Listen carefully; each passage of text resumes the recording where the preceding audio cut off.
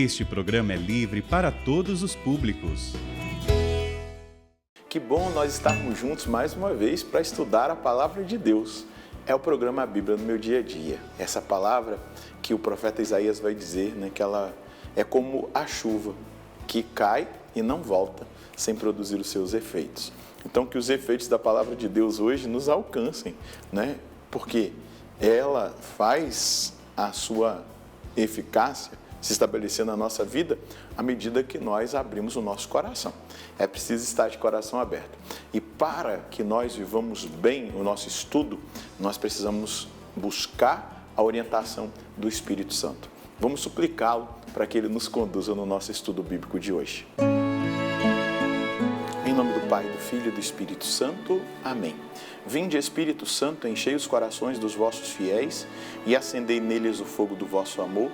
Enviai o vosso Espírito e tudo será criado e renovareis a face da terra. Oremos, ó Deus que instruíste os corações dos vossos fiéis, com a luz do Espírito Santo. Fazei que apreciemos retamente todas as coisas, segundo o mesmo Espírito, e gozemos sempre da sua consolação, por Cristo Senhor nosso. Amém. Vamos dar sequência ao nosso estudo do livro do Apocalipse. Pega a sua Bíblia, o seu caderno, para você anotar o texto que nós vamos ler e meditar hoje. Está em Apocalipse, capítulo 15, versículos de 1 a 8. Apocalipse, capítulo 15, versículos de 1 a 8. Vamos ler o texto e depois meditar.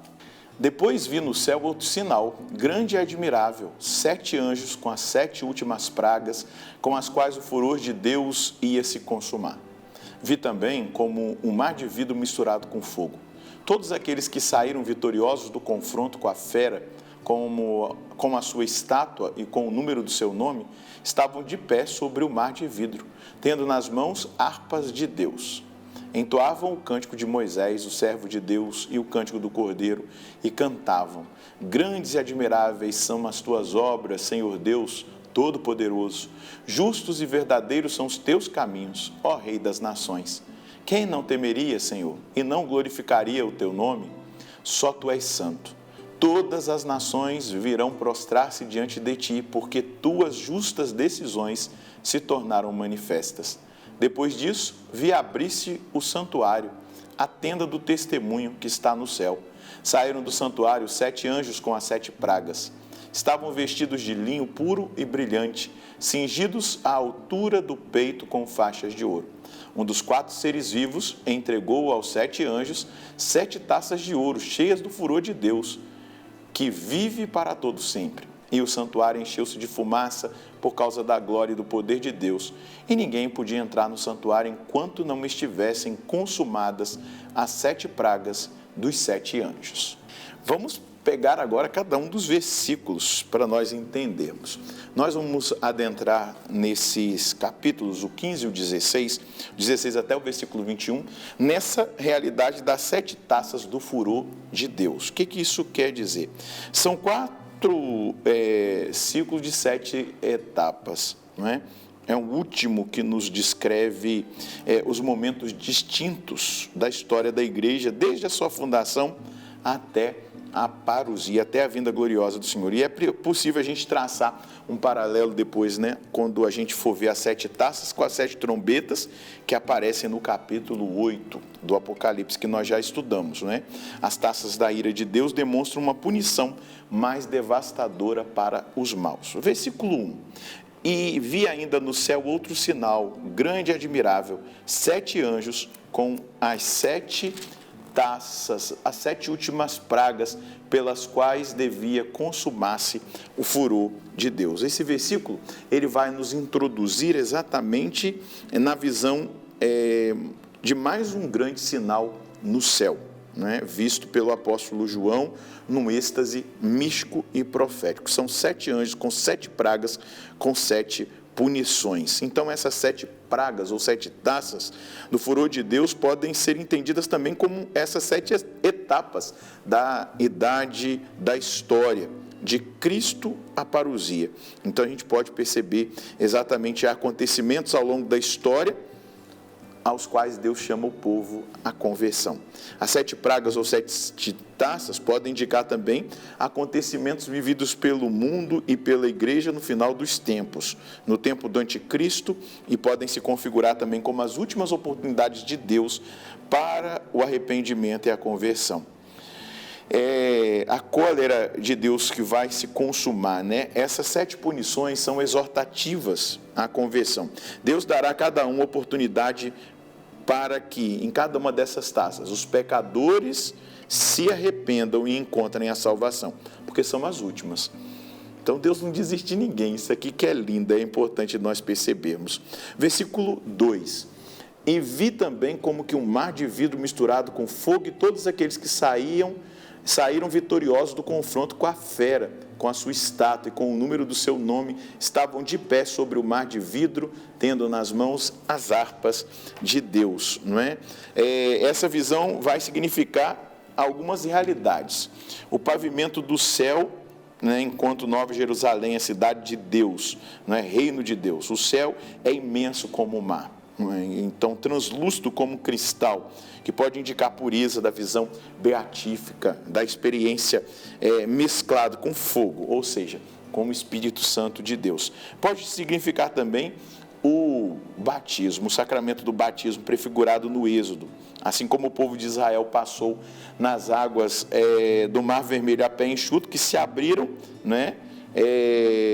Então, essas águas se tornam aqui na visão como um cristal, a fim de chegar à terra prometida, por onde os justos, os santos, aqueles que venceram, né, a besta e o dragão, passarão. Por isso é importante a gente perceber, os vencedores, né, o martírio, aqueles que vão ser talvez mortos pela fera, né, pelo falso profeta, pelos maus, pelo dragão, eles não são perdedores, eles são vencedores. Isso precisa ficar muito dito para nós, para a nossa consciência. Eles não são perdedores, os mártires não são perdedores, eles são vencedores. Então a posição de pé indica que são vencedores, que venceram a provação, estão de pé. E é assim que eu quero estar e que nós devemos estar. As harpas indicam a liturgia celeste, o louvor dado a Deus. O versículo 3, entoava um cântico de Moisés, o servo de Deus, e o cântico do Cordeiro. Grandes e admiráveis são as tuas obras, Senhor Deus Todo-Poderoso. Justos e verdadeiros são os teus caminhos, ó Rei das nações. Quem não temerá, Senhor, e não glorificará o teu nome? Só tu és santo. Todas as nações irão prostrar-se diante de ti, porque as tuas justas decisões se tornaram manifestas. Esse versículo 4 e esse versículo 3 e 4, né, que vão mostrar exatamente aqui o cântico de Moisés. Os santos que já estão no céu beatífico, cantando, exaltando, os mártires que executam esse cântico, reconhecendo aí a vitória do Cordeiro, a honra que é dada ao Cordeiro de Deus, que nos libertou da escravidão de Satanás, que nos libertou do pecado, da morte eterna, do inferno. Ele deve ser louvado, ele deve ser adorado, porque são grandes e admiráveis as suas obras, desde toda a criação. E tudo que ele faz por nós, nós devemos exaltar, nós devemos glorificar o nome do nosso Deus. Versículo 5, depois disso eu vi abrir-se o santuário, a tenda do testemunho que está no céu. Abrir o templo de Deus no céu significa a iminência da parousia, da vinda do Senhor em glória. Então, você vai percebendo que as visões que João vai tendo estão demonstrando exatamente isso. Não é? Versículo 6, saíram do santuário 7 anjos com as 7 pragas, estavam vestidos de linho puro e brilhante, cingidos à altura do peito com faixas de ouro. Não é? É possível que esses 7 anjos que saem do templo sejam os mesmos que fizeram soar as 7 trombetas no Apocalipse 8. O linho puro é resplandecente de suas vestes, e o cinto de ouro representa a pureza e a glória da visão beatífica, a visão de Deus face a face. O versículo 7, um dos 4 seres vivos entregou aos 7 anjos 7 taças de ouro cheias do furor de Deus, que vive pelos séculos dos séculos. Os 7 anjos que recebem cada um uma taça de ouro, né, vão fazer exatamente o juízo de Deus se estabelecer. Para os santos, os justos, as taças estão cheias de consolação, de salvação.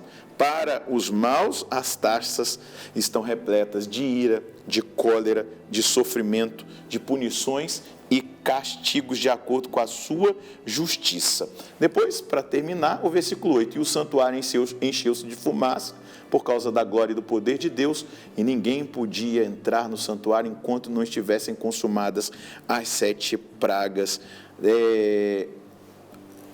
dos 7 anjos. Então, como no Êxodo, o fumo, a nuvem, representa a glória e o poder de Deus, a presença de Deus, e este trecho pode fazer alusão à glória e o poder de Deus na vinda do Senhor, na parousia. Antes que o Senhor venha, é necessário consumar-se esses 7 flagelos que exortarão todos à conversão e ao arrependimento.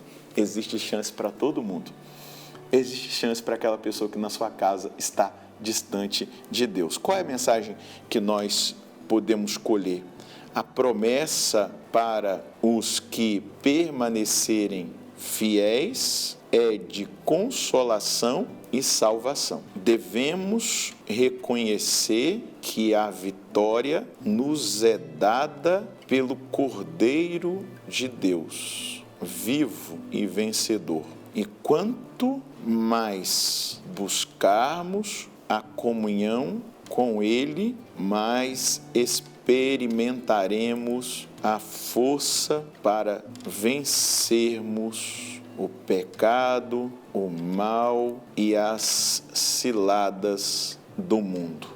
Em Cristo já sou mais que vencedor. Permaneça com Ele. É Ele a nossa vitória. Ele já venceu.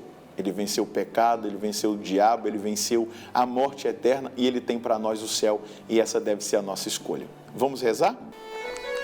Senhor, seja bendito o Seu nome, que o Senhor seja reconhecido por cada um de nós, que a Sua glória nos alcance e nos motive cada vez mais a viver a Sua vontade, a Sua palavra, aquilo que o Senhor mesmo tem estabelecido para nós. Que o Seu Espírito Santo derramado sobre nós nessa hora possa nos levar a uma experiência de profunda comunhão com o Senhor. Uma comunhão cada vez mais intensa, cada vez mais determinada, para que nós vivamos, Senhor Deus, já aqui, mas ainda não em plenitude, a vitória que o Senhor estabeleceu para cada um de nós, a vitória que o Senhor estabeleceu para os fiéis, aqueles que permanecerem fiéis até o fim. A minha decisão de hoje e a minha decisão de amanhã e a minha decisão de sempre será buscar cada vez mais a comunhão com o Senhor e a fidelidade a tudo aquilo que o Senhor indica como caminho de salvação. Muito obrigado, Senhor, pelo Seu Espírito e pela graça que nos alcança, que nos transforma e nos chama a atenção para nós seguirmos o Seu caminho. Muito obrigado, nosso Senhor e nosso Deus. Permaneça nele, busque a comunhão com o vencedor e você já experimentará as vitórias dele na sua vida aqui. Ainda não em plenitude, mas você já pode tocar na vitória no hoje, no agora. Deus abençoe você, a sua família. Nós nos encontraremos no próximo programa, se Deus quiser, no nome do Pai, do Filho e do Espírito Santo. Amém.